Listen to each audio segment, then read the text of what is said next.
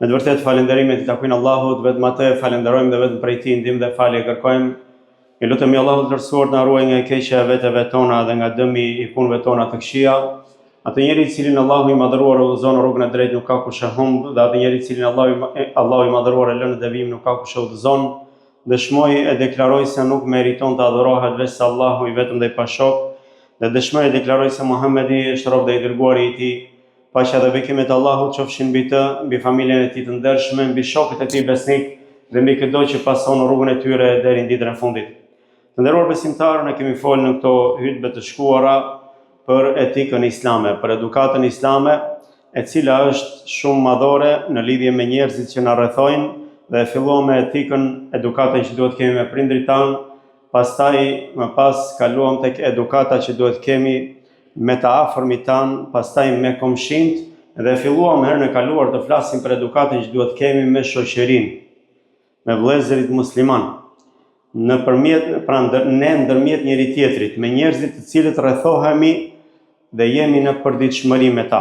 Dhe thamë se kjo është një nga mirësitë më të mëdha të Allahut të Lartësuar për muslimanët, që kur janë bërë musliman mbas imanit të tyre, një nga mirësitë më të mëdha që Allahu i Lartësuar u ka dhënë me këtë fe, është që u ka bërë vëllezër për hir të Allahut të Lartësuar, që janë në të katër anët e botës, që i do për hir të Allahut dhe e duan për hir të Allahut, që lutet për ta dhe luten për të, që ndjen për ta dhe ndjejnë për të. Dhe duhet që ne të zbukurohemi me etikë në sjelljet tona me vëllezërit tanë, me muslimanët në përgjithësi, me shoqërinë tonë, dhe folëm herën e kaluar për disa pika të cilat janë shumë të rëndësishme në etikën që duhet kemi me muslimanët, pra me shokët tanë, të cilët i zgjedhin për t'i pasur ata shokë të ngushtë. E para, tham herën e kaluar, që ti jesh gjithmonë i sinqert në shoqërinë tënde dhe jo për shkak të interesit. Të bësh një zgjedhje të mirë në mes të shokëve të tu, të zgjedhësh ata që janë shokë për hir të Allahut dhe jo për hir të interesit, të zgjedhësh shokë besimtar, të cilët e mbrojnë nderin tënd në mungesën tënde dhe gjithashtu të këshillojnë dhe të përmirësojnë në prezencën e tyre. Pas asaj folëm se duhet të jetë dashuria vetëm për hir të Allahut të Lartësuar, në mënyrë që të shijosh ëmbëlsinë e besimit nëpërmjet dashurisë për hir të Allahut të Lartësuar, dhe gjithashtu që kjo dashuri për hir të Allahut të tregohet, të shfaqet mes njëri tjetrit dhe të tregohet me fjalë.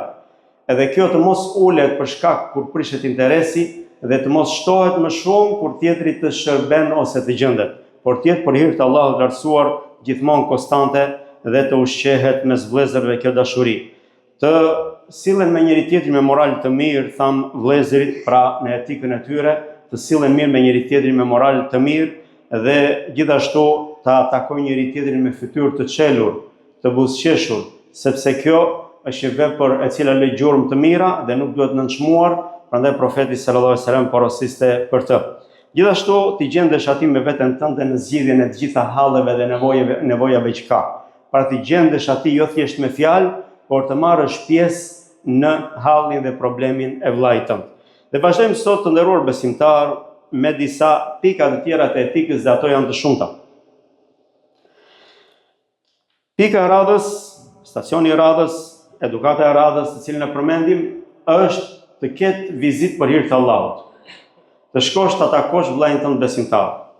Të mos e lësh atë në harres, por për hir të Allahut ta vizitosh në punën e tij, në shtëpinë e tij, në vendbanimin e tij nëse është në qytet tjetër, pra të shkosh dhe të atakosh për hir të Allahut të Lartësuar, për të rinovuar dhe forcuar vllazërinë për hir të Allahut, për të interesuar për hallet dhe problemet e tij, për t'u gjendur atij, dhe gjithashtu për të kujtuar për hir të Allahut të Lartësuar, për të kujtuar njëri tjetrin për imanin, për fen, për çfarë ju bën dobi të dyve tek Allahu i Lartësuar. Thot profeti sallallahu alaihi wasallam, thot Allahu i Lartësuar, pra kjo është fjalë Allahut e përcjell nga profeti Muhammed sallallahu alaihi wasallam, është bërë obligim, thot, dashuria ime për ata të cilët duhen për hirin tim, pra duan njëri tjetrin për hirin tim. Ata të cilët ulen dhe qëndrojnë me njëri tjetrin për hirin tim. Ata të cilët sakrifikojnë për njëri tjetrin për hirin tim, dhe ata të cilët e vizitojnë njëri tjetrin për hirin tim. Pra është bërë obligim, thot, dashuria ime për ata njerëz të cilët e duan njëri tjetrin për hir të Allahut, ulen dhe me njëri tjetrin dhe i bashkon vetëm besim për hir të Allahut. Gjithashtu ata sakrifikojnë për njëri tjetrin për hir të Allahut dhe gjithashtu ata e vizitojnë njëri tjetrin për hir të Allahut të lartësuar. Dhe Abu Huraira radiallahu anhu transmeton se profeti sallallahu alaihi wasallam gjithashtu ka thënë: një person vizitoi, thot, një vllajin e tij, shkoi për vizitë pra tek vllai i tij në një qytet tjetër. U nis për ta vizituar atë. Dhe Allahu i lartësuar thot i dërgoi atij një melek, një angjëll që ta ruante në rrugën e tij, por edhe t'i çonte atij një mesazh. Dhe thot në një çast që ai thot qëndroi, ju shfaq thot meleku angjëlli në pamjen e njeriu. Dhe i tha: ku po shkon? Ku je duke shkuar? Pra si një i panjohur. E pyeti, si zakonisht, ku je duke shkuar? I thot: jam duke shkuar në filan qytet, do të vizitoj, pra do t'i bëj vizitë një vllajit tim, për hir të Allahut. I thot angjëlli: a nuk ke tek ai ndonjë interes? A nuk ke me të ndonjë punë? A nuk ke ndonjë hall që do ta mbarosh tek ai? I thot ky person: jo, veç se unë e dua atë për hir të Allahut të lartësuar. Pra unë atë e dua vetëm për hir të Allahut të lartësuar. I thot ky angjëll: atëherë dije se unë jam korrier, jam i dërguar nga Zoti yt të them se Allahu të do ty siç ti e do vllajin tënd. Allahu të do ty siç ti e do vllajin tënd. Pra shikoni kur dashuria për të Allahut është e sinqertë dhe i ndërmori këto hapa me sinqeritet për të vizituar vllajin e tij, i thot Allahu të do ty siç ti e do vllajin tënd për hir të Allahut. Dhe hadithi është tek Muslimi. Veç kësaj nderor besimtar, vllazëria të tregohet edhe me dua, me lutje për vllajin tënd. Edhe kur ai është gjallë, edhe nëse ndron jetë. Të lutesh për atë vëlla, për atë shok që e ke dashur dhe dashuria ka qenë për hir të Allahut dhe keni qenë shok sinqert. Allahu i lartësuar na edukon të gjithëve si besimtarë, që të lutemi për të gjithë muslimanët. Për të gjithë muslimanët të cilët na kanë prirë me iman. Thot Allahu i lartësuar: "Walladhina ja'u min ba'dihim yaquluna rabbana ighfir lana wa li ikhwanina alladhina sabaquna bil iman wa la taj'al fi qulubina ghillan lil ladhina amanu rabbana innaka ra'ufur rahim." Thot ata të cilët erdhën mbas muhaxhirinëve dhe ansarëve, besimtarëve të parë, ata luten dhe thonë: Zoti ynë na fal ne dhe fali edhe vëllezërit tanë të cilët na kanë paraprirë me iman, me besim. Dhe mos bëj që në zemrat tona të kemi urrëtie për ta. Shkoj edukata e muslimanët.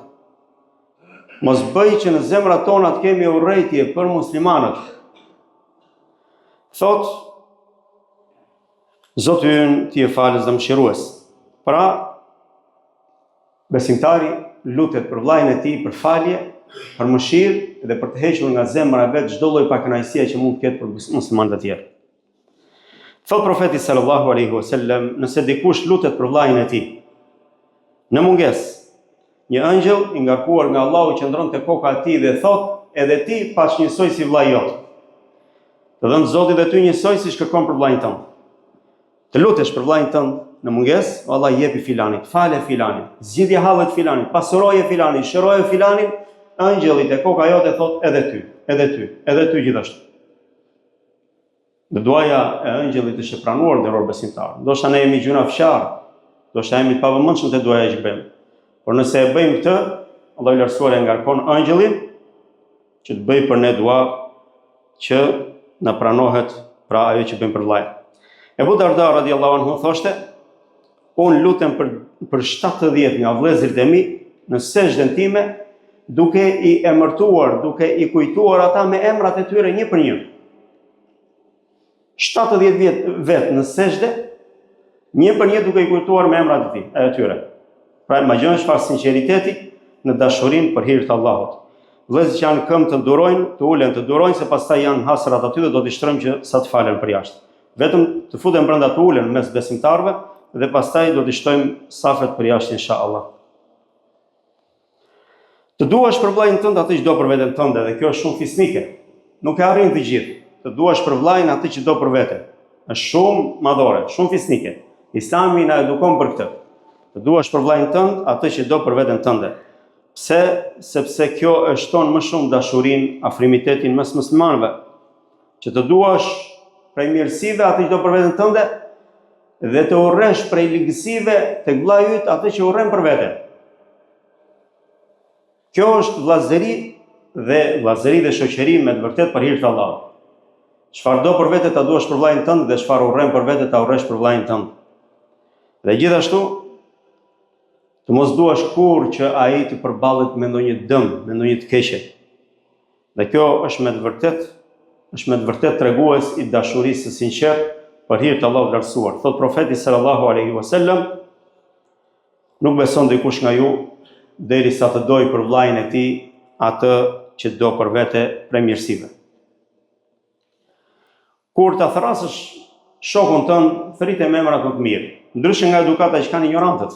Ignorantët, nderuar besimtar, ju e dini se si kur takojnë me njëri tjetrin, ndoshta edhe ofendojnë dhe shajnë njëri tjetrin. Këte e kanë si një lloj shprehje dashurisë, por kjo nuk është e tillë. Është mungesë etike. Kur ta takosh vllajën tënd, thërrite, përmendi atij emrat më të dashur që ai do dhe përdor. Emrat më të mirë. Përmend atë. Thot Umar radiallahu anhu, 3 çështje e pastrojnë, e bëjnë qelibar dashurinë që ke për vllajën tënd. Thot, t'i japësh selam atij kur e takon.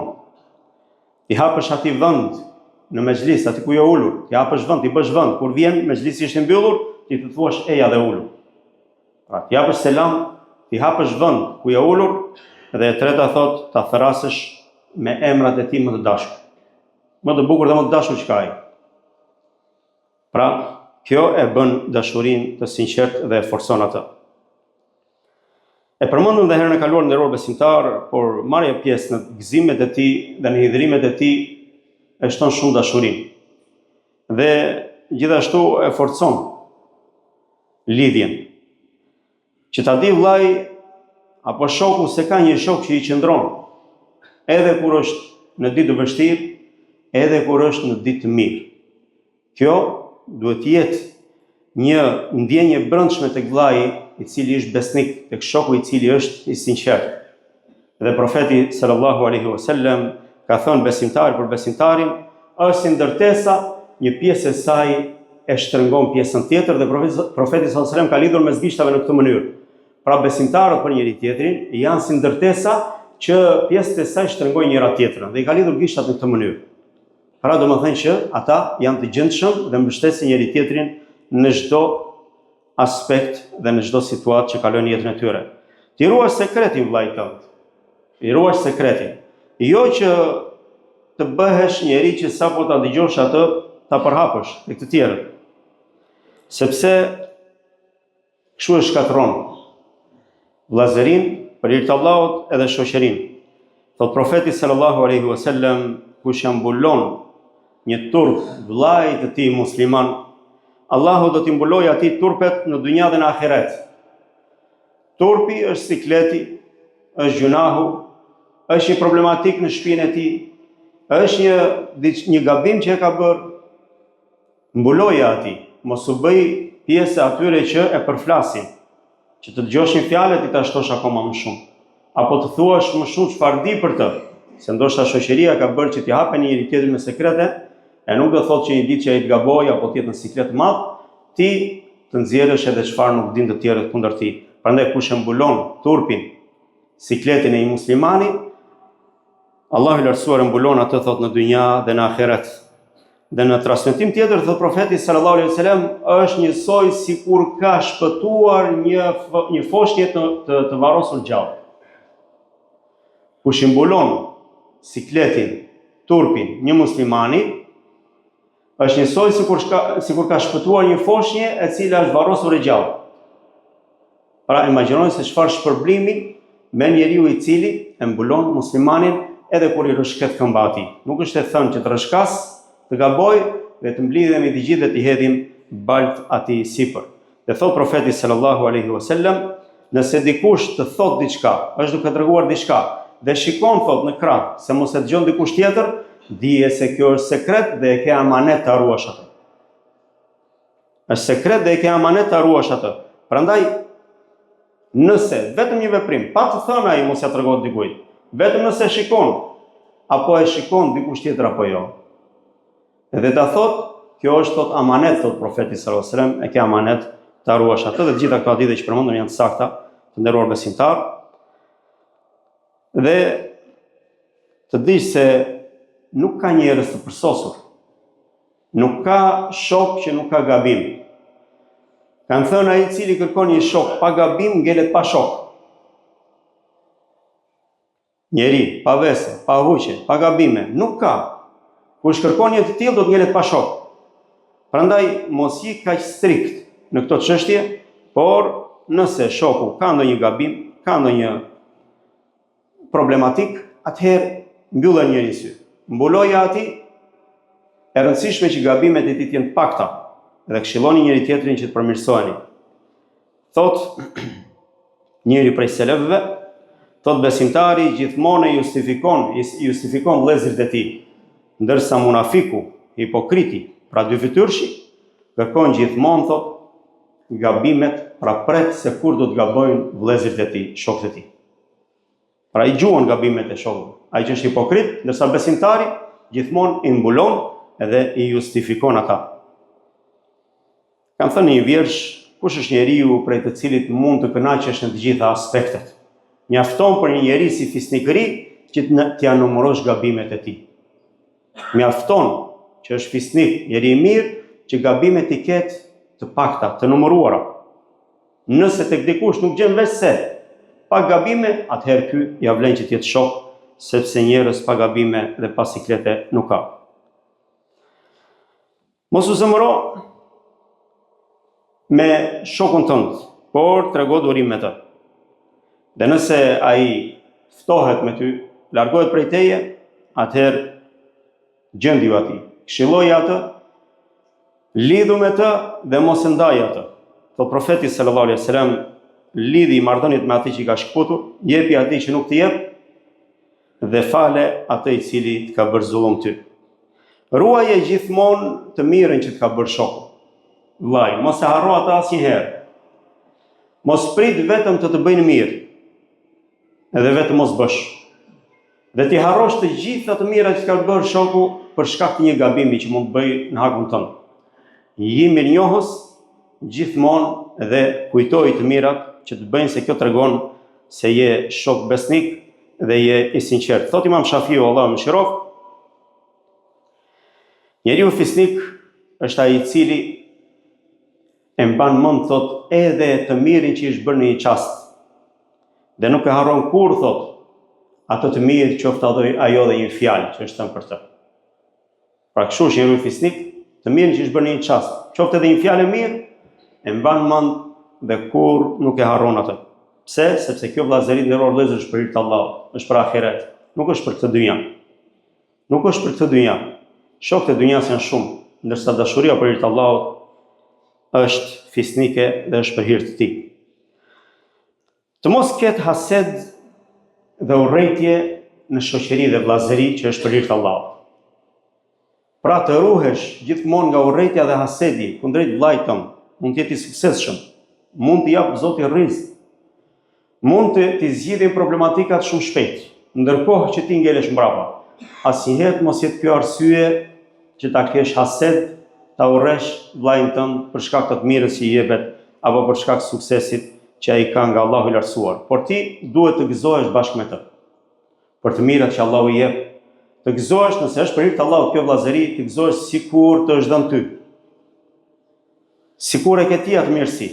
Dhe kjo tregon sinqeritetin e madh në vllazëri. Thot profeti sallallahu alaihi wasallam, la tahassasu wa la tajassasu.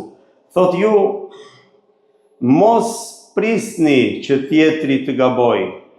Pra mos ja shikoni gabimet njëri tjetrit dhe as mos gërmoni për të gjetur ato, pra mos spiononi mes jush. Çfarë bëri, çfarë të tha, çfarë di për filanin, mos i bëni këto. As vetë mos e qyr atë që të shikosh kur do gaboj, t'ja kapësh një gabim dhe as mos gërmo për sikletet e tij. Thot dhe mos e keni hased njëri tjetrin, dhe mos ja ktheni shpinën njëri tjetrit, dhe mos e urreni njëri tjetrin dhe bëhuni o robër të Allahut vëllezër. Si është puna jonë që ne i mbyllim syt dhe veshët ndaj këtyre argumenteve, të cilat janë argumente hyjnore, të cilat janë perla, të cilat përmirësojnë jetën tonë, na bëjnë të shijojmë ëmbëlsinë e besimit. Dhe thot profeti sallallahu alaihi wasallam, është përhapur mesin tuaj, thot, sëmundja e popujve të mparshëm, hasedi dhe urrejtja. Dhe urrejtja, thot, konsiderohet, ka thënë el halika, ruajtëse, fshirëse, pra që nuk la asgjë. Nuk them se ajo, thot, ruan kokën, por, thot, ajo, thot, ruan fenë e njeriut. Urrejtja që njeriu ka kundrejt të tjerëve, me arsye hasedin, smirën, e ruan, thot, fenë e njeriut, sikur ja fshin fenë atë, nuk i lë më fe, besim. Betohem në atë në dorën e cilit të shpirti Muhamedit, se nuk do të hynin në xhenet derisa të besoni, dhe nuk do të besoni derisa të duheni. Ato tregoj për diçka që u forcon dashurinë, dhe nëse e bëni ju do të duheni, përhapeni, thot, selamin në mesin tuaj. Përhapeni selamin në mesin tuaj. Pra selami, përshëndetja me selam, është përshëndetje hyjnore kjo. Afron zemrat, shton dashurinë dhe dashuria plotson imanin, dhe imani të çon në xhenet. Allahu i lartësuar na bëj të gjithë nga banorët e xhenetit. Lutem Allahu i lartësuar na falë dhe na mëshirojë ne dhe na bëj vëllezër dhe shok të mirë dhe të mbarë për vëllezërit tanë. Sallallahu alaihi wasallam ala nabina Muhammad wa ala alihi wa ashabihi. Alhamdulillahi rabbil alamin wa afdalu salatu wa taslim ala nabina Muhammad wa ala alihi wa ashabihi ecma'in. Nderuar besimtar, një edukat tjetër fisnike mes vëllezërve, mes shokëve, dhe këto janë të shumta, është të ruash nderin e vllajt tënd dhe ta mbrosh atë në mungesë. Ta mbrosh në mungesën e tij, ta mbrosh mbas krave. Vllajin tënd, kjo është për edukatave fisnike që duhet kemi me njëri tjetrin. Nëse dëgjon dikë që flet për vllajin tënd musliman me fjalë të këqija, atëherë duhet me dorë mos që ta mbrosh atë. Nuk duhet të bëhesh pal në të folurin kundër tij. Kush do qoftë ai që flet. Mos u bëj pal për shkak të pozitës çka tjetri, për shkak të emrit çka, për shkak të pasurisë, edhe të përgojosh apo të flasësh për nderin e shokut dhe vllajit tënd për hir të Allahut.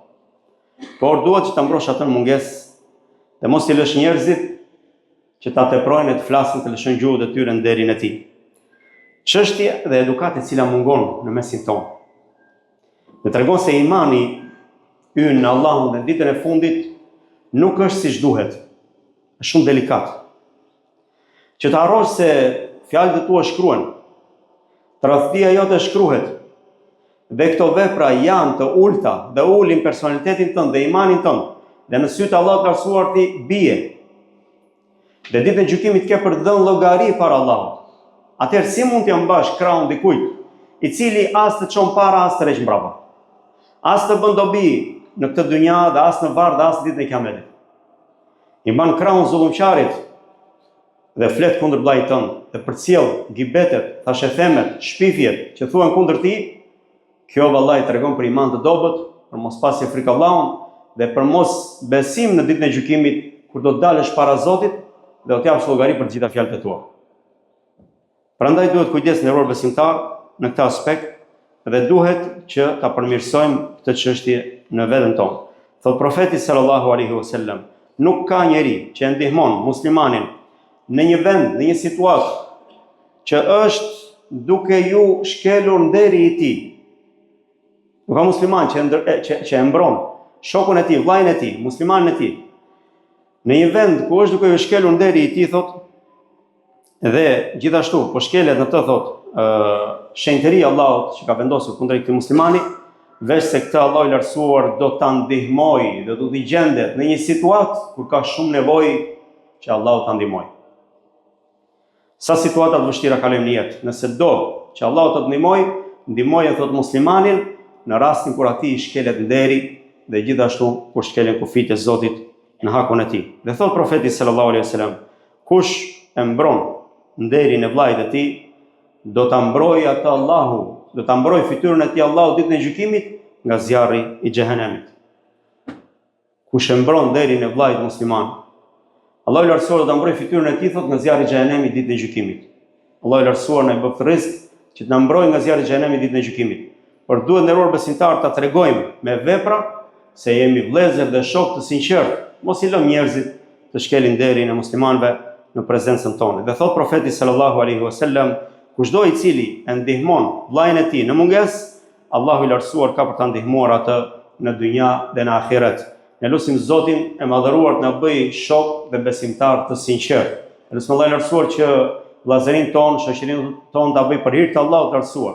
Lutim Allahun e lartësuar të udhëzojë besimtarët të falë gjunahet e tyre.